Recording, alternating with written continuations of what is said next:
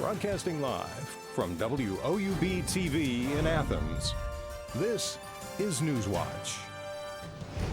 The controversial Roger Ailes newsroom and classroom sign is now removed following a statement by Ohio University President Roderick McDavis. Good evening, I'm Carter Eckel. And I'm Mackenzie Pyatt. Thanks for joining us. The Roger Ailes newsroom is no more.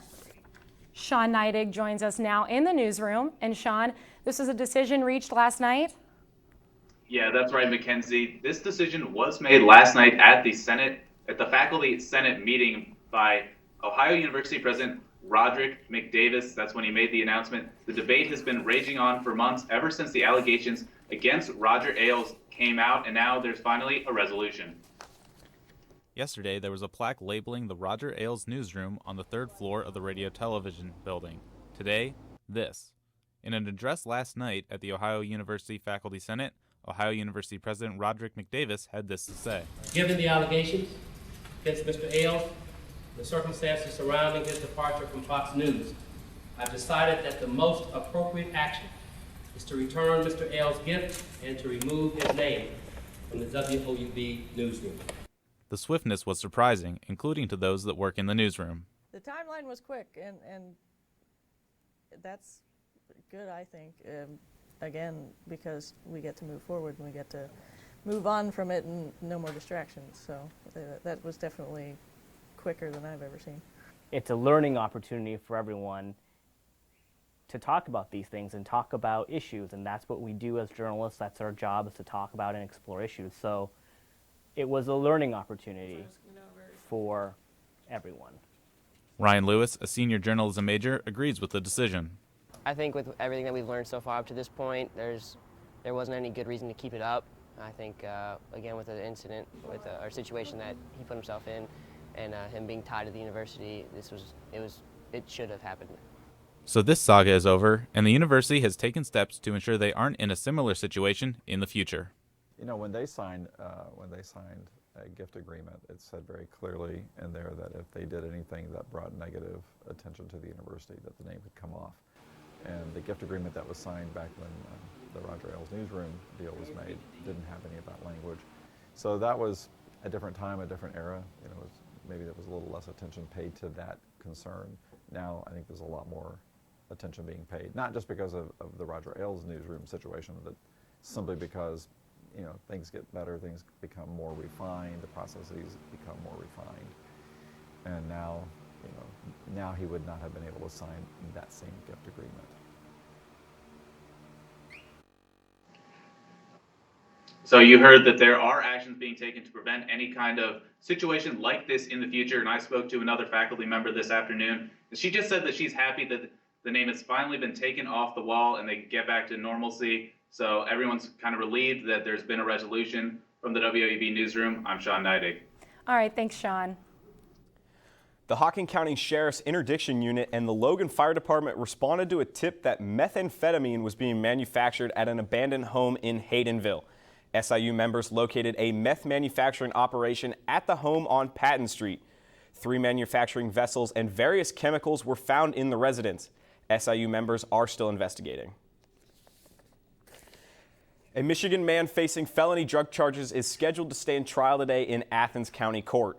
Jelani Walker is charged with 1 count each of aggravated trafficking of drugs, aggravated possession of drugs, and possession of cocaine. Walker was arrested in March during a traffic stop on Route 33.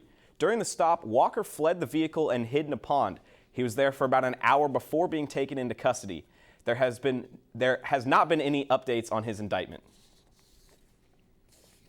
And a Huntington man is in custody after overdosing last night while his kids were in the car with him.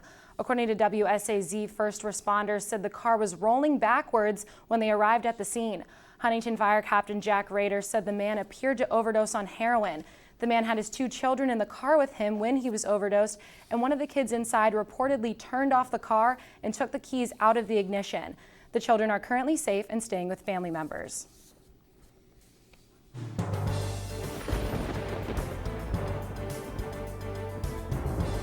Good evening and welcome to the Newswatch Weather Center. I'm Ananda Harris. We had another hot day across the region, feeling more like mid-August than mid-September. We're finishing out here at 87 degrees this evening in Athens. Feeling pretty nice though, that low humidity only around 31%. I'm so sorry, that is not the right graphic, but we're seeing those nice sunny skies up there for tomorrow. Tomorrow we will have a little bit of rain in the forecast around 4 p.m. But aside from that, we will be seeing sunny skies ahead of a cold front that is moving through the area. For Athens, we will be seeing a few clouds, but for the most part, nice day. Make sure you get out and enjoy that sunshine tomorrow. Over to you, Mackenzie. Thanks, Ananda. Ohio has introduced a law.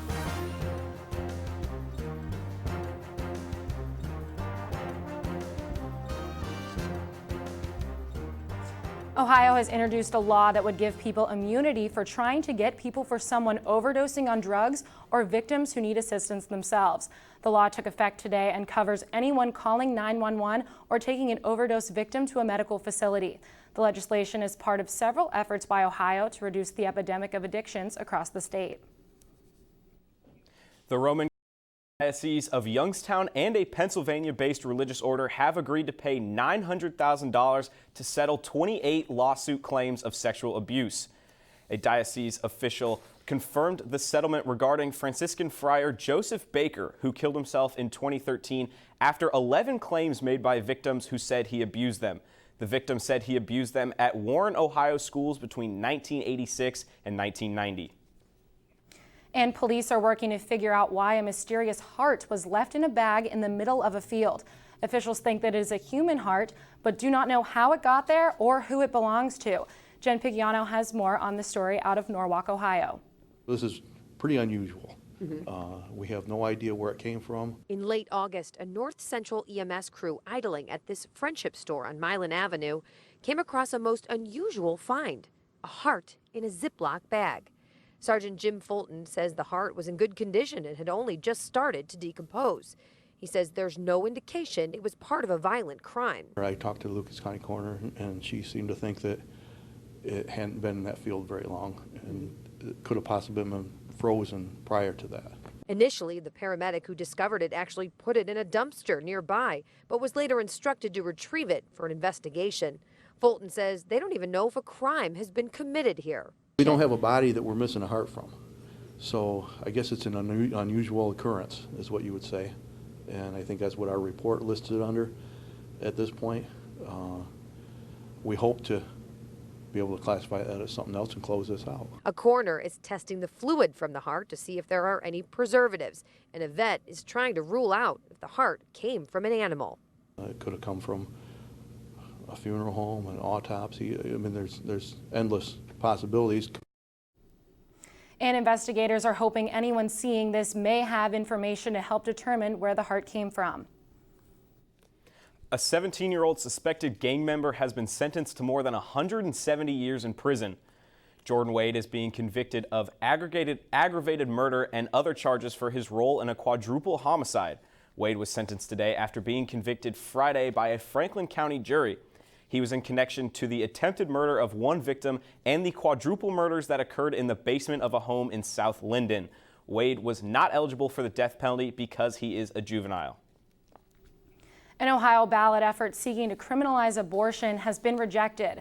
According to Ohio Attorney General Mike DeWine, the petition failed to reach the required number of valid signatures. The petition submitted includes 1,006 signatures, but only 842 were valid. 1,000 are needed for an issue to proceed.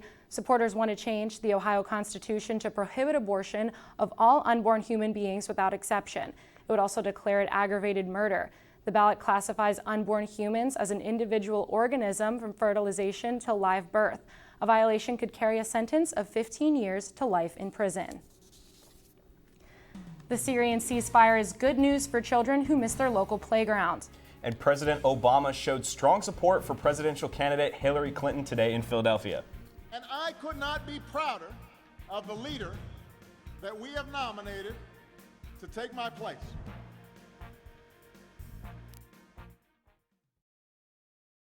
University students really have a huge sense of pride in our campus, in our school, and in our education. People don't come to Ohio just to go to college. They come here to become become a Bobcat. It's a really unique atmosphere. Bobcat pride is having that natural camaraderie. Bobcats are just happy to be Bobcats. My favorite time of year at Ohio has to be homecoming. When the alumni come back, you can see that the love of this university doesn't fade. Once you're a Bobcat, you're always a Bobcat.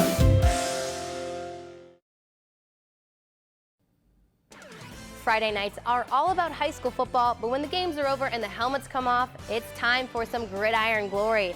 I'm your host, Danny Dean, back under center. Don't miss a play this season. Join myself and the rest of our team on Friday nights at 11:30 on WOUB, and catch us again on Saturday mornings at 11:30. We are committed to bringing you the stories of players, coaches, and communities, and of course, we can't forget about some highlights. We all know there's nothing better than Friday nights and gridiron glory. I knew that I wanted to come to Ohio University from the very first time I visited here. There's something about the campus that grabs you.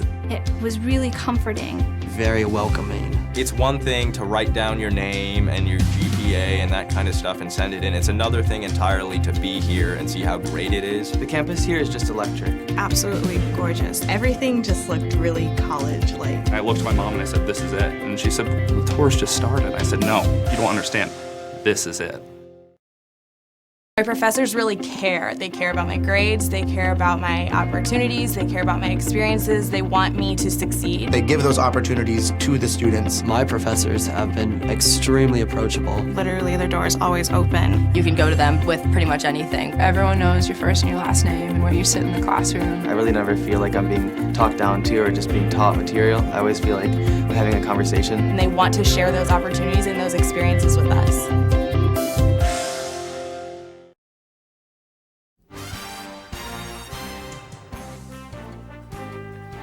A new ceasefire went into effect yesterday in Syria. About 300 children took advantage of the ceasefire and went out and played on a playground in Aleppo, a city that has suffered massive destruction since 2012. The deal arranged by the United States and Russia calls for a halt to the violence between the Syrian regime and rebel forces. The deal will also allow for humanitarian access in places like Aleppo.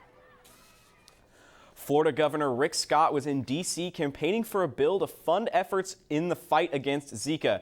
House Bill 5958 would allocate $1.1 billion for emergency response to Zika.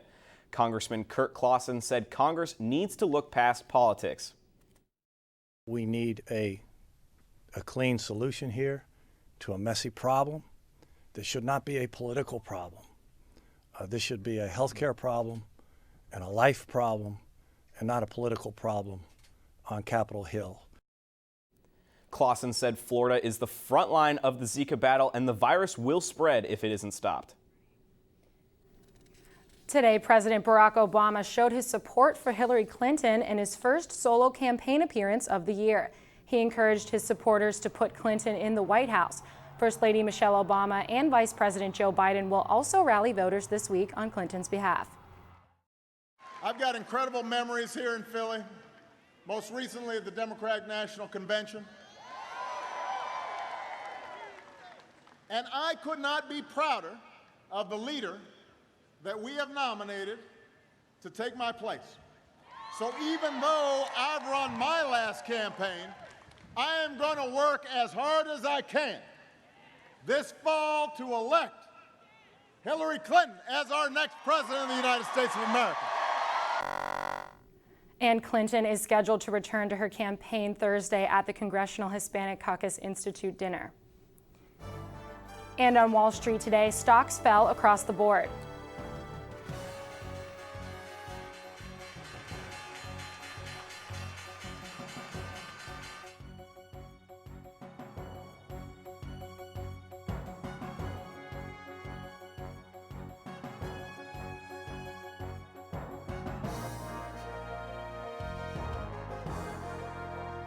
Infections caused by drug-resistant bacteria cause thousands of deaths every year. Government health agencies are now looking to crowdsource a solution. That story still ahead. We've seen some unseasonably warm temperatures over the past few days, but how long are those going to stick around? Plus, some rain may be on the way for this weekend. All that and your extended forecast coming up on Newswatch. professors really care. They care about my grades, they care about my opportunities, they care about my experiences, they want me to succeed. They give those opportunities to the students. My professors have been extremely approachable. Literally, their door is always open. You can go to them with pretty much anything. Everyone knows your first and your last name and where you sit in the classroom. I really never feel like I'm being talked down to or just being taught material. I always feel like we're having a conversation. And they want to share those opportunities and those experiences with us. Ohio University students really have a huge sense of pride in our campus, in our school, and in our education. People don't come to Ohio just to go to college. They come here to become a Bobcat. It's a really unique atmosphere. Bobcat pride is having that natural camaraderie. Bobcats are just happy to be Bobcats. My favorite time of year at Ohio has to be homecoming. When the alumni come back, you can see that the love of this university doesn't fade. Once you're a Bobcat, you're always a Bobcat. I knew that I wanted to come to Ohio University from the very first time I visited here. There's something about the campus that grabs you. It was really comforting. Very welcoming. It's one thing to write down your name and your GPA and that kind of stuff and send it in. It's another thing entirely to be here and see how great it is. The campus here is just electric. Absolutely gorgeous. Everything just looked really college-like. I looked at my mom and I said, "This is it." And she said, "The tour's just started." I said, "No, you don't understand. This is it."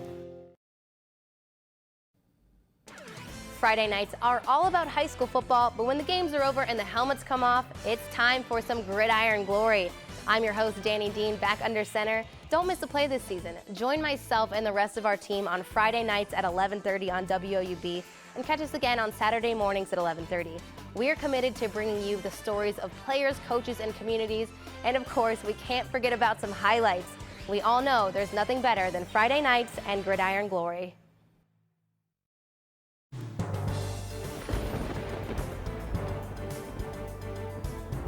Welcome back to the Newswatch Weather Center. I'm Ananda Harris. We only have a couple more weeks until fall, but it feels like summer is still in full swing. We had a high of 86 degrees here in Athens today, well above the normal for this time of year. We were even nearing the record high of 89 degrees.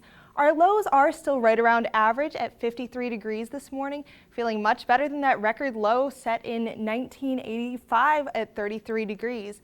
Taking a look at our precipcast, we do see a cold front up to our north, which will bring temperatures down a little bit closer to average by the end of the week. That should push through tomorrow, and with that cold front, we do see a line of precipitation pushing down. After that moves through, though, we will see high pressure dropping down from the north, giving us sunny skies for the remainder of the week. Now today, highs were around 89 across much of the region. We're still finishing off here in the low to upper 80s, even hitting 91 down in Ironton, feeling very, very warm for this time of year. But as we go overnight, temperatures will cool down quite a bit. 61 degrees the low in Columbus, 56 in New Lexington, a little bit warmer down south at 60 degrees in Ironton and Ripley. We'll see pretty clear skies throughout the night, but in the morning a little bit of moisture will push in, giving us some fog and clouds. 59 degrees for your bus stop forecast, so a bit chilly. May want to send those kids out with a jacket. But as we move through the rest of the day, it will heat up quite a bit, 77 degrees by noon, and around 4 p.m. we will have that chance for rain as that cold front pushes into the region. And hitting our high of 86 degrees tomorrow, it will be mostly sunny again, chance of those late evening showers ahead of that front. Across the region, high of 81 degrees in Columbus, 83 in New Lexington, and 88 down in Ironton and Ripley. Pretty nice day for tomorrow. And looking at our 7-day, Thursday will cool down quite a bit to 80 degrees, 84 on Friday. A very nice start to our weekend. If you're going to go out to the Paw Paw Fest in Athens, you better make it out on Friday, because on Saturday and Sunday we will have some low pressure and rain approaching the region. Still nice cool temperatures for the weekend. Then as we move into the beginning of the week, we'll see that rain push out of the region for Monday, giving us those nice sunny skies. Tuesday we'll have a slight chance for rain push back in, but overall a fairly nice 7-day outlook for you. That's all for your forecast. Over to you, Mackenzie. Thanks, Ananda. Antibiotics have been used since the 1940s to treat people with infectious diseases. However, in recent years, scientists have observed that these drugs are losing their effectiveness. A group of government health agencies are now asking for help with a solution to this problem. Kim Hutcherson has more. Drug-resistant bacteria are a growing threat to public health. According to the CDC, bacteria that can't be killed by antibiotics cause at least 2 million infections every year and some 23,000 deaths. The antibiotics aren't working anymore for lots of these bugs. This is a growing problem, and it desperately needs better tools in order to be able to tackle it. Now, health agencies want to crowdsource a solution. They've launched the Antimicrobial Resistance Diagnostic Challenge. Officials are looking for laboratory diagnostic tests that can both ID and describe drug-resistant bacteria, and for tests that can distinguish between viral and bacterial infections. $20 million in prizes will be awarded. We hope that the size of that award will attract attention from people who might have worked on something else and now will work on this. This is a huge public health problem. We need all hands on deck. You can find more information at www.cccinnovationcenter.com. The deadline for submission is January 9th, 2017. For today's Health Minute, I'm Kim Hutcherson. And once again, if you're interested in finding out more information, you can visit www.cccinnovationcenter.com. Good evening, my name is Clay Benjamin. Coming up in sports, the Ohio men's golf team finished their first tournament of the season this afternoon.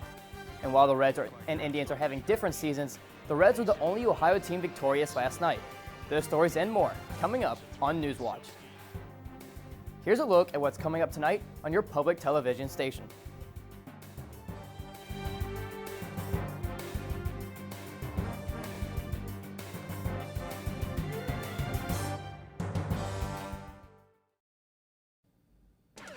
Friday nights are all about high school football, but when the games are over and the helmets come off, it's time for some gridiron glory.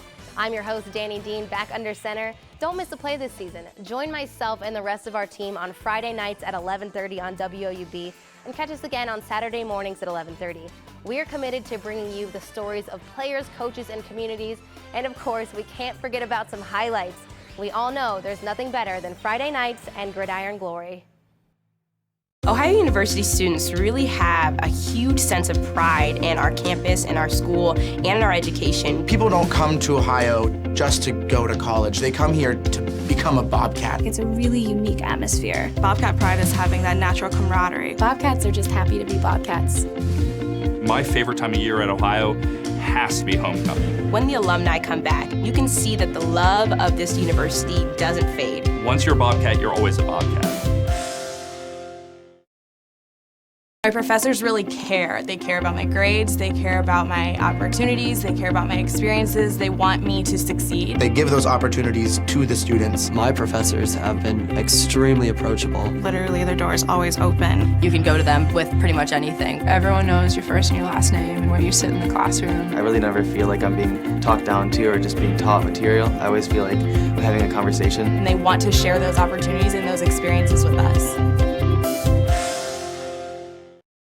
I knew that I wanted to come to Ohio University from the very first time I visited here. There's something about the campus that grabs you. It was really comforting. Very welcoming. It's one thing to write down your name and your GPA and that kind of stuff and send it in. It's another thing entirely to be here and see how great it is. The campus here is just electric. Absolutely gorgeous. Everything just looked really college-like. I looked at my mom and I said, "This is it." And she said, "The tour's just started." I said, "No, you don't understand.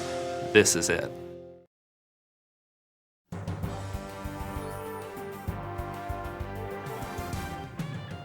Welcome back, I'm Clay Benjamin. It was a beautiful day in Athens today, and while I was stuck inside, I was wishing I was spending my time on the golf course like the Ohio men's golf team. The Bobcats kicked off the 2016 season by finishing 11th at the Marshall Invitational in Charleston this afternoon. Senior Ty Harriet started the season strong when he shot a 5-under 65 yesterday, which is tied for the second lowest round in program history. He finished the Invitational tied for 5th at 3 under par.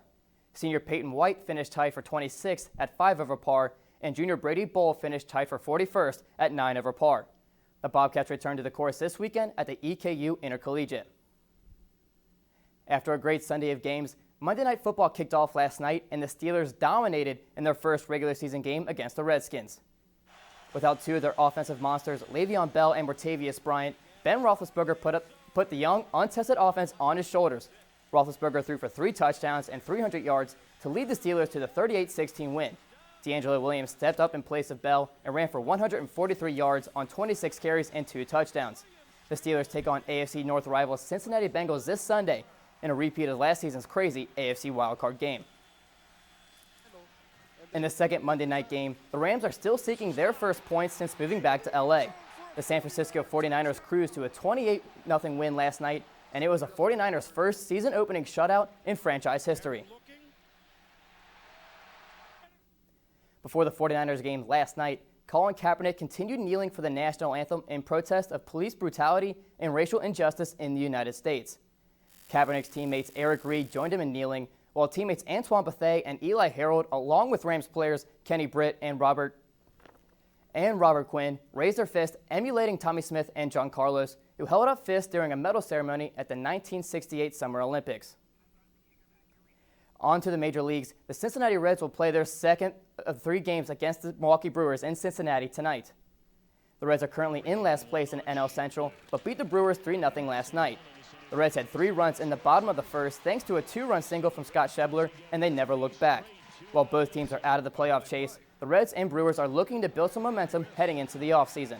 First pitch is set for 7:10 tonight from Great American Ballpark. The Indians have been dominating the AL Central this season and are looking to bring home a win tonight after last night's loss against the Chicago White Sox.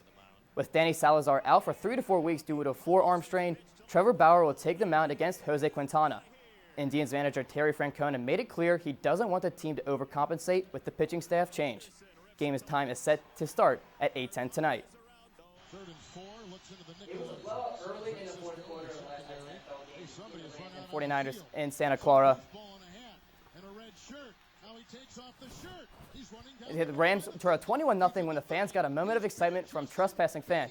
Kevin Harlan broke down the invading fans' escapade as he paraded around the field for almost 30 seconds before security finally apprehended him. If you haven't heard this incredible clip, grab an internet streaming device ASAP. You know, after 7 o'clock. And like I said, by the way, the Niners went on to beat the Rams 28-0. Ananda, back to you for the weather. Thanks, Clay. Tonight, we're going to cool down to about 58 degrees in Athens. We're going to have a mostly clear night, so if you get out early, it would be a great night for stargazing. We will have some clouds moving into the region tomorrow, mostly sunny skies in the morning, but as we go later into the evening, there will be some rain approaching ahead of a cold front they'll be moving through. Overall, though, a very nice day. Once again, temperatures a little bit above average for this time of year tomorrow. But looking at our 7-day after that cold front, passes through tomorrow, temperatures will cool down to closer to average on Thursday and Friday. High of 80 degrees for Thursday, 84 for Friday. Beautiful end to your week. But moving on to the weekend, it's going to get a bit nasty out there. We're going to see rain in the forecast for Saturday and Sunday. Still nice, cool conditions for the weekend, but if you are going out, make sure you grab an umbrella. Monday, we'll see that high pressure start to build back again, giving us some nice sunny skies. Low of 59 degrees Monday, so right around average for this time of year. Tuesday, once again, a cool day, 81 degrees your high with a chance for rain, and it will be a bit cloudy, so it'll feel a bit chilly out there toward the beginning of the week. That's all for your 7-day forecast. Over to you, Mackenzie. Thanks, Ananda. Well, Mackenzie, are you happy that football season's finally back? I'm definitely happy it's back, as I'm sure everyone else is too. And it was definitely nice weather for it this weekend as well. Hopefully it'll keep being like that. Yeah, agreed. And that does it for our broadcast this evening. Thanks for watching. I'm Mackenzie Pyatt. And I'm Carter Eckel. Stay tuned for the PBS NewsHour coming up next. And remember, you can find the latest news anytime at WOUB.org. Have a great night.